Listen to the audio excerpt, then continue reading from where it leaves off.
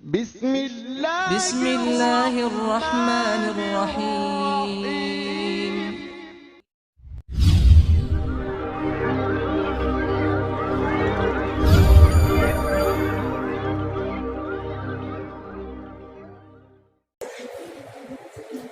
اللہ رب ذوالجلال کا بڑا ہی احسان فضل کرم ہوا کہ اللہ رب ذوالجلال نے ہم سبوں کو اپنے گھر میں جمع فرما کر اپنی بندگی کا شرف بخشا، اور ساتھ ہی ساتھ اللہ رب العزت نے ہم سبوں کو اس دنیا کے اندر اشرف المخلوقات بنا کر، جس کو حضرت انسان کے نام سے جانا جاتا ہے، پہچانتے ہیں، بنا کر بھیجا ہے۔ تو انسان دنیا کے اندر جب آیا ہے تو اس کے ساتھ اس کی ضرورتیں، اس کی خواہشات لگی ہوئی ہیں۔ انسان ان چیزوں سے پار ہوتے ہوئے اور ان چیزوں سے بچ کر دنیا سے نکل جانا، یہ اس کی کامیابی ہے۔ اکابرین نے اپنی کتابوں میں لکھا ہے کہ انسان کا سب سے بڑا دشمن وہ ہے نفس۔ سب سے پہلے ہم یہ بات جان لیں کہ اللہ تبارک و تعالیٰ نے انسان کے ساتھ دو بیماریاں وابستہ کی ہیں۔ دو بیماریاں انسان کے ساتھ لگی ہوئی ہیں، اور ان دونوں کا تعلق انسان کے مجسمے سے ہے۔ ایک ہے بیماری جو ہمیں نظر آتی ہے، جس کو کہتے ہیں ظاہری بیماری۔ ہمارے جسم کے اوپر کوئی بیماری آ گئی، جیسے مثلا کوئی پھوڑا ہو گیا یا بخار آ گیا، یا کہیں سے ہمارا جسم پھٹ گیا یا چکنا چور ہو گیا، تو ہم اس کی سلامتی کے لیے، اس کو تندرست بنانے کے لیے ڈاکٹر کے پاس معالج کے لیے جاتے ہیں۔ ڈاکٹر اس کو دے کر ہمارا علاج درست کر دیتا ہے۔ یہ ہماری بیماریاں ہیں ظاہری بیماری۔ ظاہری بیماری کا تو انسان بڑا فکر مند ہوتا ہے، اس کی بڑی کوشش ہوتی ہے کہ میرا جسم ہر اعتبار سے تندرست ہو، سلامت ہو، اچھا ہو۔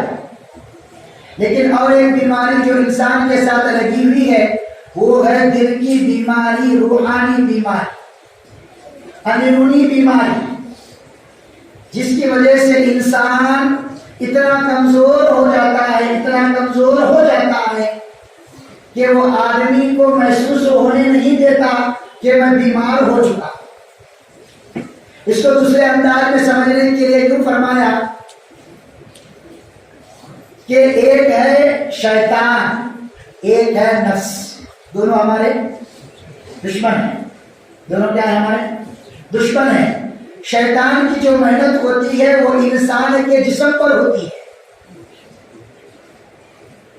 اور شیطان کا جو مکر ہے وہ مکر کمزور ہے، جس کو اللہ رب العزت نے قرآن کے اندر فرمایا ہے۔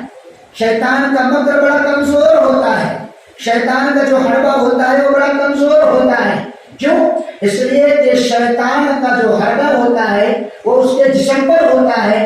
جیسے ہی اس کو کرنے سے آدمی کتراتا ہے تو وہ دوسرے کی طرف اس کو ڈال دیتا ہے۔ اس کی وجہ سے کہا کہ اس کا جو مکر ہے وہ کمزور ہوتا ہے۔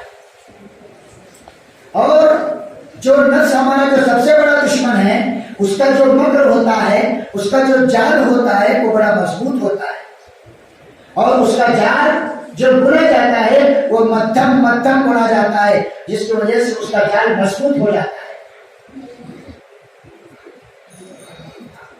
اسی لیے کہا کہ ہمارا سب سے بڑا دشمن وہ نفس ہے۔ آج انسان شیطان کے جو ہمارے دشمن ہے اس سے بچ رہا ہے، اور جو ہمارا اندر دشمن ہے نفس، اس سے بچنے کی کوئی فکر نہیں کرتا۔ اسی لیے کہتے ہیں کہ نفس نے عزازیل کو، جو طاؤس الملائکہ تھا، اس کو ابلیس بنا دیا۔ نفسی کی وجہ سے تو کیا ہو گیا عزازیل جو مقرر فرشتہ تھا وہ کیا ہو گیا؟ وہ شیطان ابلیس بن گیا نفسی کی وجہ سے۔ اسی لیے دوستوں بزرگوں ہمیں سب سے پہلے جو علاج کی ضرورت ہے وہ ہمارے جسم کے ساتھ ساتھ ہمارے روح کی بھی ضرورت ہے، جس کو اللہ تبارک و تعالیٰ نے کلام مجید کے اندر کسی بھی چیز کی قسم ایک دو جگہ بیان کی ہے، لیکن نفس کی قسم کو اللہ رب العزت نے 7 جگہ بیان کیا ہے، 7 جگہ۔ ہاں جیسے ہم کہتے ہیں سورہ شمس کے اندر اللہ تعالیٰ نے فرمایا والشمس وضحاها والقمر اذا تلاها والنهار اذا جلاها والليل اذا يغشاها والسماء وما بناها والارض وما طحاها ونفس وما سواها۔ نفس کے بارے میں اللہ تبارک و تعالیٰ نے 7 چیزوں کی قسم کھائی ہے، 7 چیزوں کی قسم کھائی ہے۔ کیوں؟ اس لیے کہ یہ شخص، یہ نفس جو ہے یہ گرو بنٹار ہے، یہ تو شیطانوں کا بھی سردار ہے، جس کی وجہ سے اللہ تبارک و تعالیٰ نے 7 چیزوں کی قسم کھائی۔ دوسرے جگہ اللہ تعالیٰ نے فرمایا تذکر من تزکا وذکر اسم ربہ فصلی، کامیاب ہو گیا، فلاح ہو گیا وہ شخص جو نفس سے پاک صاف ستھرا ہے۔ اب فلاح کس کو کہتے ہیں؟ جس کی تعریف، جس کا ترجمہ بتلائے ہیں کہ پوشیدہ چیز کا کھل جانا۔ ایک چیز بند ہے اور اس بند چیز کا کیا ہو جانا؟ کھل جانا۔ اور ہمارا نفس بھی کیا ہے؟ اندر بند ہے، اب اس کو کھولنے کے لیے اللہ تبارک و تعالیٰ کیا، اس کو کہتے ہیں فلاح۔ آگے اکابرین نے لکھا ہے کہ فلاح کے لیے 3 چیزوں کی ضرورت ہے۔ کتنے چیزوں کی؟ فلاح کے لیے ہمارا نفس کامیاب ہو جائے، ہم فلاح کو پہنچ جائیں، اس کے لیے 3 چیزوں کی ضرورت ہے۔ ایک سب سے پہلے توبہ کی ضرورت۔ کس کی ضرورت؟ توبہ، جس کو قرآن مجید میں اللہ تعالیٰ نے فرمایا وَتُوبُوا إِلَى اللَّهِ جَمِيعًا أَيُّهَا الْمُؤْمِنُونَ، اے ایمان والو سارے کے سارے اللہ تعالیٰ کی طرف توبہ میں متوجہ ہو جاؤ، اللہ سے توبہ کر لو۔ کس چیز کی توبہ؟ اپنے اچھے اعمال کی توبہ۔ آدمی توبہ کس چیز کی کرنا چاہیے؟ اپنے برے اعمال کی توبہ کی قبول کرنا چاہیے۔ جو اپنے برے اعمال کیے ہیں، جس کی وجہ سے ہمارا نفس کیا ہو گیا ہے؟ شیطان سے بڑا ہو گیا ہے۔ فلاح کو پانے کی پہلی چیز توبہ۔ توبہ کے لیے کوئی بھی وقت متعین نہیں ہے، تب تک توبہ کا دروازہ کھلا ہے، جب تک اس وقت تک توبہ کا دروازہ کھلا ہے جب تک کہ یہ سورج جو مشرق کی طرف غروب ہوتا ہے، جب تک کہ وہ کیا نہ ہو جائے، ہاں مغرب کی طرف جو غروب ہوتا ہے وہ مشرق کی طرف غروب نہ ہو جائے، اس وقت تک توبہ کا دروازہ کھلا ہے۔ وہ بھی توبہ کون سی مانگنا چاہیے؟ توبۃ نصوحا۔ توبہ کے اندر ایک تو گناہ چھوڑنے کا عزم ہونا چاہیے، اس گناہ پر شرمندہ ہونا چاہیے، اور آئندہ نہ کرنے کا پختہ ارادہ۔ ایسا میں آئندہ نہیں کروں گا، میری اتنی زندگی بیت گئی ہے، میں اتنا گناہگار تیرا بندہ، جس کی وجہ سے تیرے اوپر سے جو فیصلے آنے والے تھے وہ فیصلے رک گئے ہیں۔ جیسے ہمارے نیچے سے اعمال جاتے ہیں ویسے اللہ تبارک و تعالیٰ کے اوپر سے فیصلے آتے ہیں۔ اب ہم خود اپنے عمل پر غور کریں کہ میرا عمل کیسا تھا، جس کی وجہ سے اللہ تبارک و تعالیٰ نے فیصلوں کو کیسے اتارا۔ فلاح کو پانے کے لیے سب سے پہلی چیز توبہ ہے۔ دوسری چیز بتلائی ہے وہ تزکیہ نفس۔ تزکیہ نفس کہتے ہیں کہ اپنے نفس کو پاک کرنا۔ کیا کرنا؟ اپنے دل کو پاک کرنا۔ جیسے ہماری ظاہری بیماریوں کو دور کرنے کے لیے ڈاکٹرز ہیں، طبیب ہیں اور حکیم حکمہ ہیں، ایسے چیزیں ہیں، یہ ہمیں دوائی دیں گے، ڈاکٹر انجیکشن دے کر ہمیں ہماری بیماری کو دور کرے گا، تو ہمارے دل کے بیماری کو دور کرنے کے لیے دوا کون سی ہے؟ جس کو اللہ تعالیٰ نے فرمایا کہ دل کی بیماری کو دور کرنے کے لیے مجھے یاد کرو۔ کیا کرو؟ دل کی بیماری کو دور کرنے کے لیے مجھے یاد کرو، مجھے ہر وقت یاد کرو، میرا تصور اپنے دل کے اندر ہر وقت رکھو، تم گناہوں سے بہت بچاؤ۔ آج ہم دیکھیں کہ ہمارا دل اللہ کی یاد سے غافل ہے۔ ہم جب نماز پڑھتے ہیں کیا پڑھتے ہیں؟ 5 وقت نماز پڑھتے ہیں، امام صاحب کے پیچھے کرتے ہیں اللہ اکبر، امام صاحب اللہ اکبر کہتے ہیں، ہم بھی اللہ اکبر کہتے ہیں، تو ہمارا ذہن کہاں بھاگتا ہے؟ کیا ہماری اتنی پوری زندگی کے اندر ایسا ہمارا کوئی عمل ہے جس کی وجہ سے میرا نفس یہ مجھے اطمینان دلائے کہ میں نے یہ عمل اللہ کے لیے کیا؟ یا کوئی عمل ایسا ہمیں بتا دے کہ جس عمل کے ذریعے سے میرے اندر کی کیفیت بدل جائے، میرے آنکھوں سے آنسو بہنے والے آ جائے؟ یہ کب ہوگا؟ ہم اپنی پیشانیوں کو اللہ کے سامنے رگڑیں گے، ایسا میں کچھ نہیں ہوں، میں تیرا گنہگار معاصی بندہ ہوں، مجھ سے کچھ ہونے والا نہیں ہے، میرے نفس نے مجھے بہکایا، میرے نفس سے بہکانے کے بعد میں نے جو میرا مقصد عین تھا آخرت، میں نے اس کو بلا کر پانی چیزوں کے پیچھے اپنے آپ کو لگا دیا، پانی چیزوں کے پیچھے اپنے آپ کو لگا دیا۔ خیر، تیسری جو چیز بتلائی ہے وہ نماز۔ کیا ہے وہ؟ نماز ہے۔ اپنے نفس کو اپنے فلاح کو پانے کے لیے تیسری چیز کیا ہے؟ نماز ہے، نمازوں کی پابندی، جس کو اللہ تعالیٰ نے فرمایا قد افلح المؤمنون الذین فی صلاتہم خاشعون۔ فلاح کو پا گئے وہ مومن جو اپنے نمازوں کے اندر خشوع پیدا کرتے ہیں۔ فلاح کو پانے کے لیے تیسری چیز وہ ہے نماز کے اندر خشوع کا پیدا کرنا ہے۔ آج تو نماز پڑھ رہے ہیں، ہماری نمازوں میں جان نہیں ہے، ہماری نمازوں سے میرا خود کا مسئلہ حل نہیں ہو رہا ہے۔ اللہ تبارک و تعالیٰ نے جو نماز کا ہمیں تحفہ دیا وہ کس نے دیا؟ ہم صحابہ کی تاریخ کو اٹھا کر دیکھیں، جب نماز کا تحفہ آیا تو صحابہ اس نماز کے تحفے کو لے کر اپنے گلیوں کوچوں میں دوڑنے لگے خوشیوں کے بھرے۔ کیوں؟ اس لیے کہ اب تو اللہ سے لینے کا ذریعہ مل گیا، اب اللہ سے براہ راست لیں گے۔ اپنے گھر کے چکی کو چلوایا دو رکعت نماز کے ذریعے سے۔ ان کے نمازوں میں چاند تھا، جب وہ نماز پر کھڑے ہوتے تو یہ گمان کرتے کہ یہ میری آخری نماز ہے۔ کیا نماز ہے؟ یہ میری آخری نماز ہے، میں کس پر کھڑا ہوں، میں کس کے سامنے کھڑا ہوں، میں کیا کہہ رہا ہوں، اپنی زبان سے کس کے الفاظ کہہ رہا ہوں، یہ تصور اپنی نمازوں میں۔ اسی کو کہتے ہیں خشوع۔ یہ معلوم ہو کہ کون سی نماز کتنی رکعت کی نماز ہے، ہمیں یہ بھی معلوم نہیں ہوتا۔ ایسے ہماری نماز ہوں گے تو ہماری دعائیں کیسے ہوں گی، ہمارے اعمال کیسے ہوں گے؟ اسی لیے کہا کہ فلاح کو پانے کے لیے تیسری چیز کیا ہے؟ بولو، نماز ہے۔ پہلی چیز دیکھو، میرا ایک اصول ہے، میں اپنا اصول بنا لیا ہوں، میں کسی چیز کو بولتا ہوں تو مجمع سے بلواتا ہوں، کیا کرتا ہوں؟ کیوں بولو؟ آج ہم بیان سن رہے ہیں کس لیے؟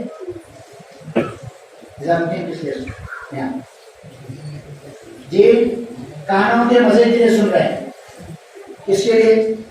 اتنے جمعہ سے بیان ہو رہا ہے، ماشاءاللہ اچھے عنوان سے مفتی صاحب بیان کرتے ہیں، عناوین اچھے آتے ہیں۔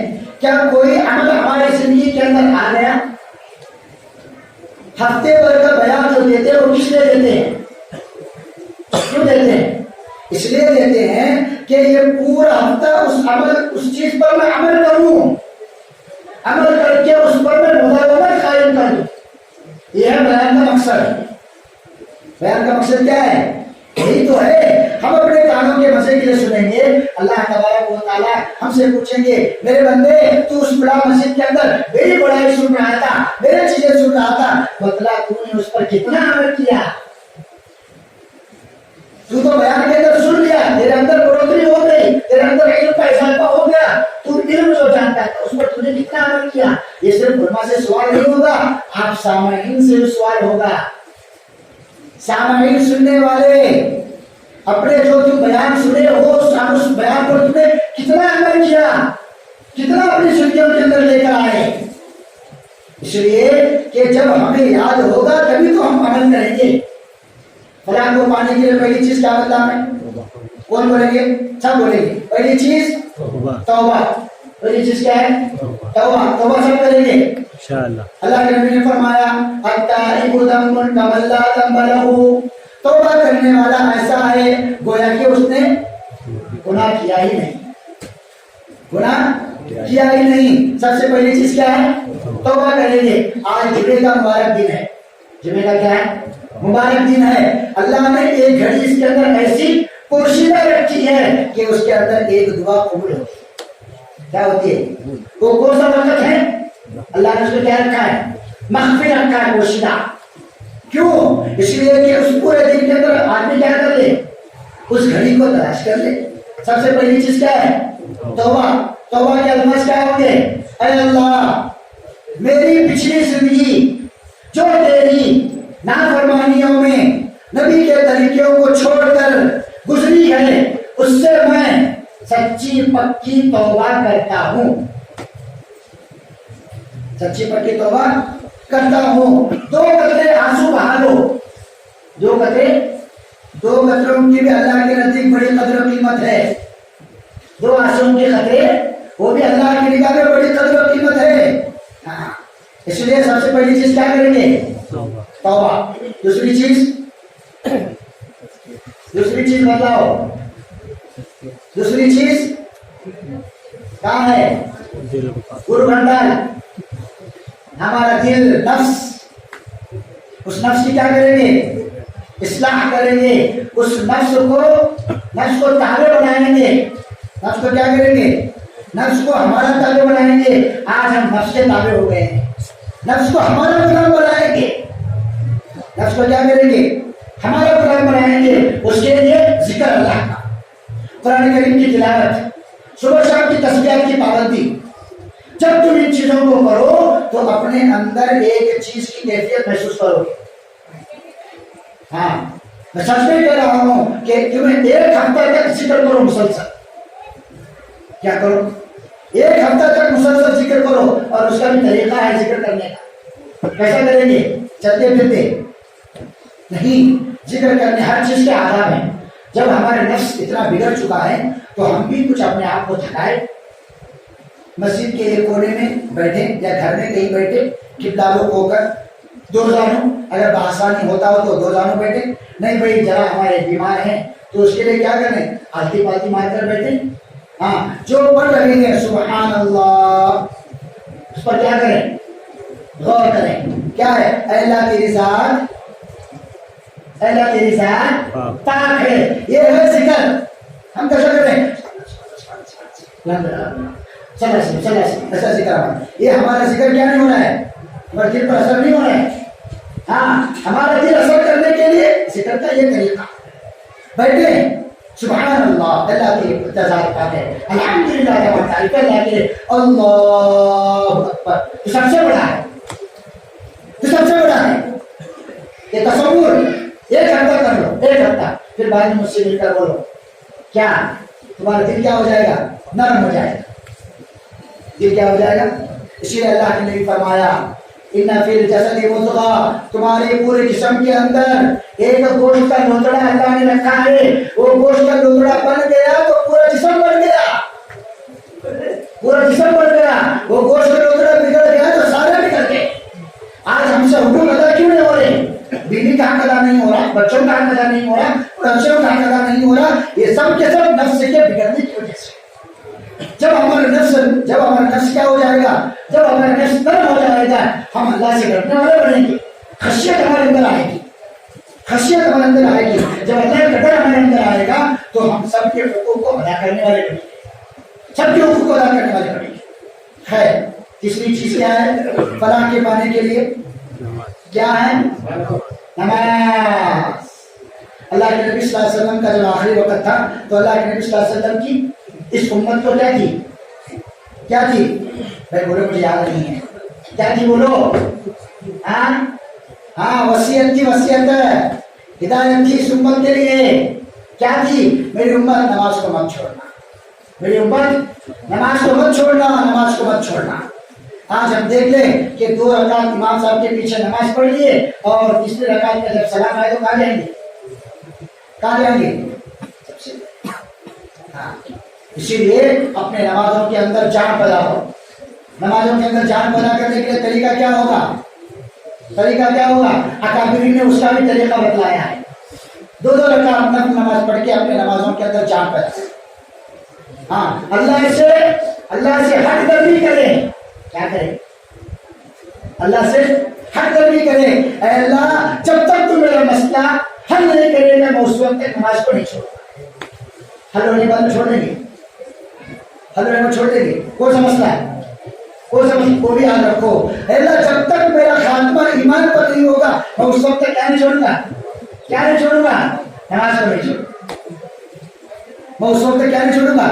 پھر بولیں گے مولانا تمہیں بولے ہمارا کوئی سا مسئلہ اس وقت تک نہیں ہوتا. بھائی یہ مسئلہ حل کر